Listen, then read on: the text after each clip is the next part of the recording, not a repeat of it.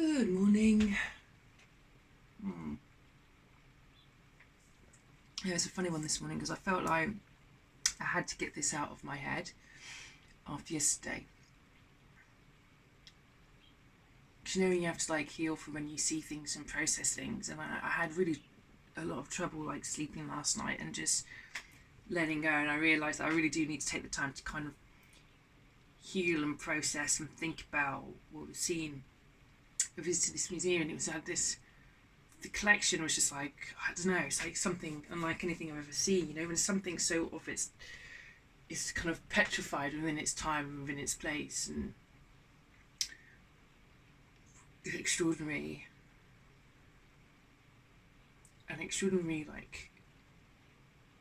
colonial collection, but petrified within a colonial paradigm. And it's really, and not just, and when I say that, I mean as in not just colonization or colonial collections in terms of cultural or ethnographic objects, but in terms of nature, in terms of the natural environment, in terms of animals and taxidermy and different things. Now, and it's not just that it's unsettling. You can just see, I don't know, you can just see the breadth and length of the different humanities present within the collection. They're all standing there, all of those ancestors, all those people, they're all standing there within that space with you, those animals. And I know there's something about the trick of the light that they do in taxidermy that's they're looking at you like they're alive. You can just see the tucks and these creatures and things, and it's just, to me, what I see when I see that is the colonial project, not just in so many times when we contextualize it within humanities, within cultures, whether it's genocides, all these different kinds of things, and interculturation, assimilation, and the complex relationships between peoples. Because it's so easy to put it into a binary kind of positioning, but it's always much deeper than that, with any kind of engagement with people, place, relationships, love, hate, anger, friendships, all these different kinds of things that all factor into the deep complexity and ecology of what that means. But yeah, it was standing there, I was saying to my friend when we were there, and it's I imagine the Terracotta Army, and then you had that tomb and it was filled with all those soldiers in it, right? And I was just this space could be filled with all the peoples that are connected to every single one of those objects, and it would be thousands of people, thousands of creatures, places. It's just extraordinary and terrifying as well, that kind of abject kind of power signified for the collection of objects, people, creatures. This almost becomes a sigil of power and domination and nature and peoples. And yeah, I just thought you could fill all this space with it. You could just, and how far it really stretched beyond it. And not just that, but I think also many times, because of that tendency for that binary application, I think many times in the colonial narrative, we also forget the implications of what that was on peoples within the UK as well. Agricultural populations, communities, what that meant for them, the impact of the low socioeconomic, gender, disability, all these different kinds of things, all of those impacts, all the things that funded the commercial aspects of these projects, and so many other different factors.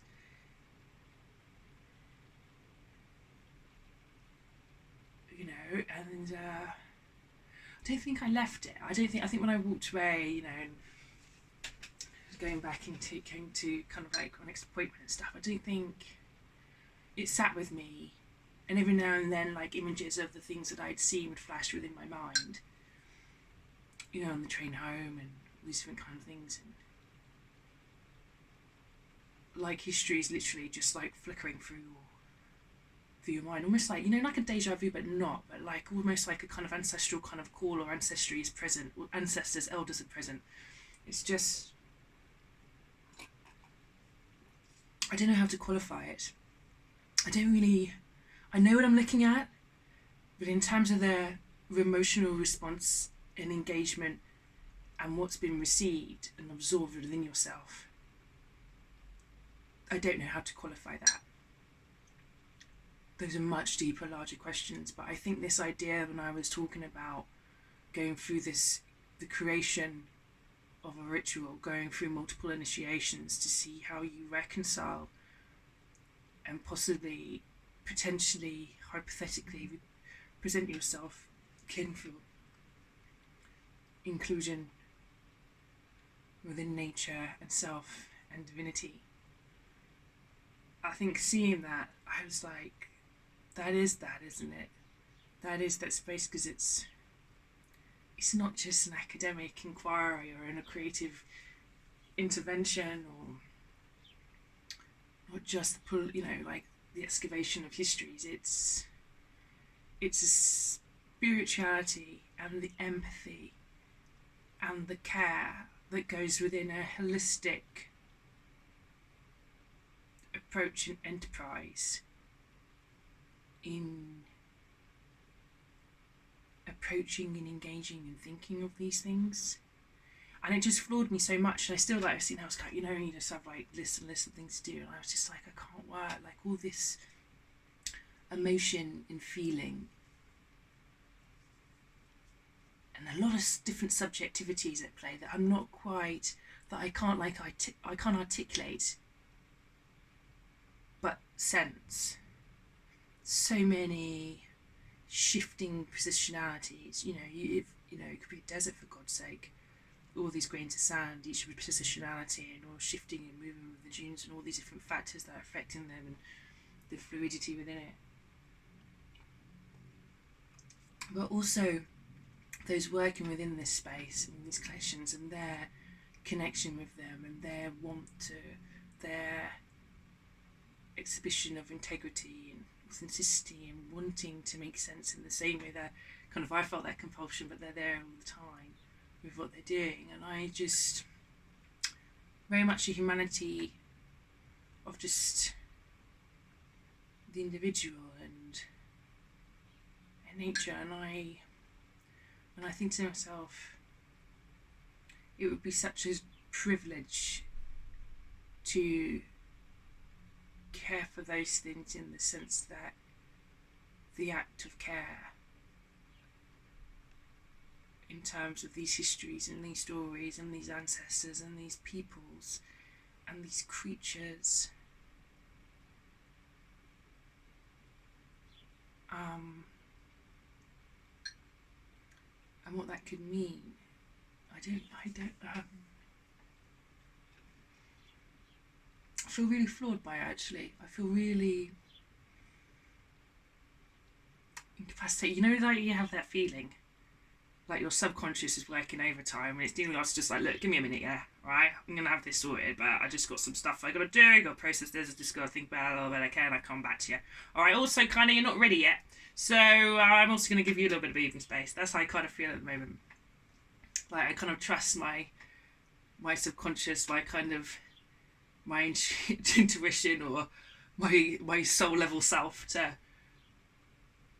to process and deal with things before my conscious can actually assimilate, accept, deal with, take forward what's being presented to it. Do you know what I mean? They'll have a private convo at some time, a little parlay, probably this evening, maybe when I'm having dinner with my mum, and they'll be like, and then the next morning I'll have these like probably litany of epiphanies.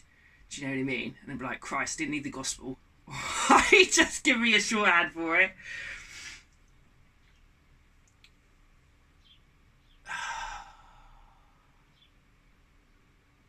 That, and I like to push the birds.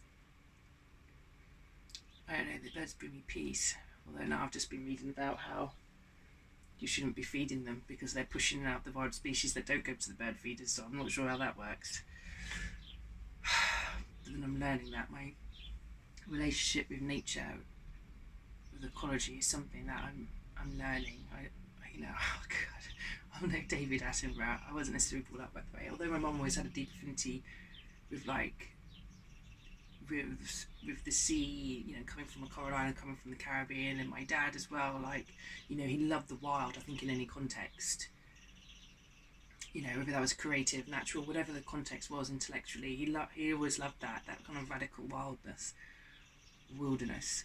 But in terms of the ecological thinking and sustainability, that wasn't necessarily something I was brought up with to consider that. And now that's something that I'm trying to embed in myself and learn, and then embed within my son.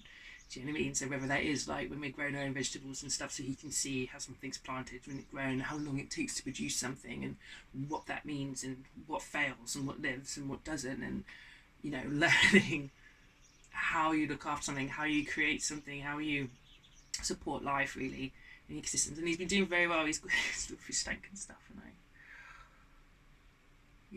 I feel,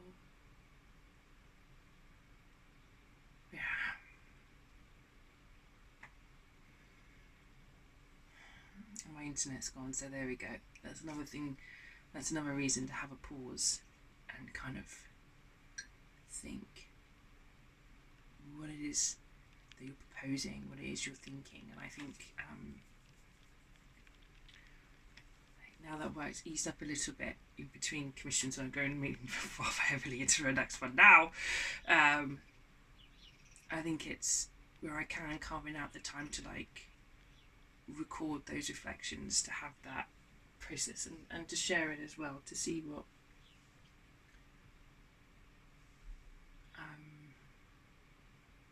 see how you think and feel, and how that progressive, the evolution,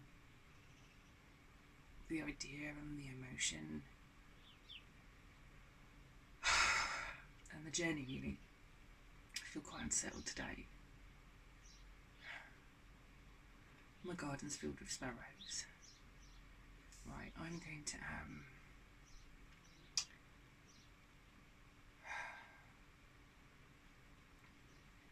get done what I need to get done today. I could be with my boy and just release it all, release everything.